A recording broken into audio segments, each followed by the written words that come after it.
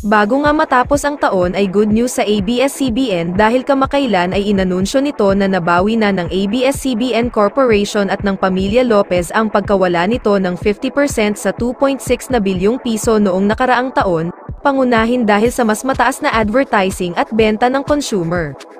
Sa kabila ng hindi pag-renew ng prangkisa nito, ang kumpanya ay nananatiling nakatuon sa paglikha ng nakakahimok na nilalaman at mga kwento para sa parehong domestic at overseas market sa pamamagitan ng mga strategic partnership at collaborations sa iba't ibang network.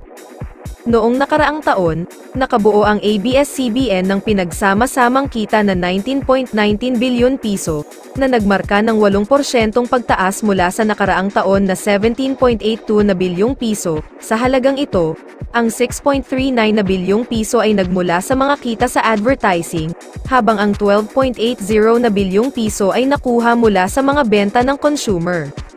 Umabot sa 23.45 na bilyong piso ang mga gastos na kumakatawan sa 4% pagtaas mula sa 22.53 na bilyong piso noong 2021. Upang mas palawakin ang mga digital at internasyonal na negosyo nito, pinagsama-sama ng ABS-CBN ang pagmamay-ari at pinapatakbo nitong streaming platform sa iWantTFC para sa entertainment at content ng balita sa mga piling rehiyon sa buong mundo. Maging ang Netflix kung saan laging nangunguna ang mga gawa ng ABS-CBN ay malaki ang kinita sa mga nagdaang buwan.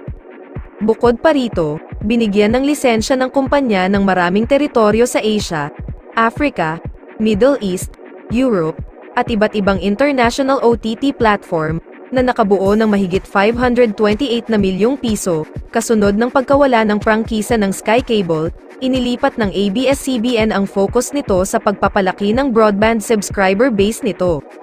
Ayon sa ABS-CBN, for now, we are not a network anymore because we don't have a franchise, we're a media company. Patuloy na sumusulong ang ABS-CBN, nangunguna sa posibleng pagbabalik sa kakayahang kumita pa bago matapos ang taon, gaya ng inaasahan ng CEO nitong si Carlo Katigbak, sa sandaling bumagsak sa pinakamababang punto nito at pinakamatinding krisis sa pananalapi, pagkatapos ng pagkawala ng prangkisa nito sa pambatasan noong 2020. May ilang dahilan kung bakit mukhang posible ngayon ang ganitong pagbabalik para sa Kapamilya Network, gayunpaman, ang pinakakapansin-pansing pagbabago sa kita ay magandang balita sa mga kapamilya.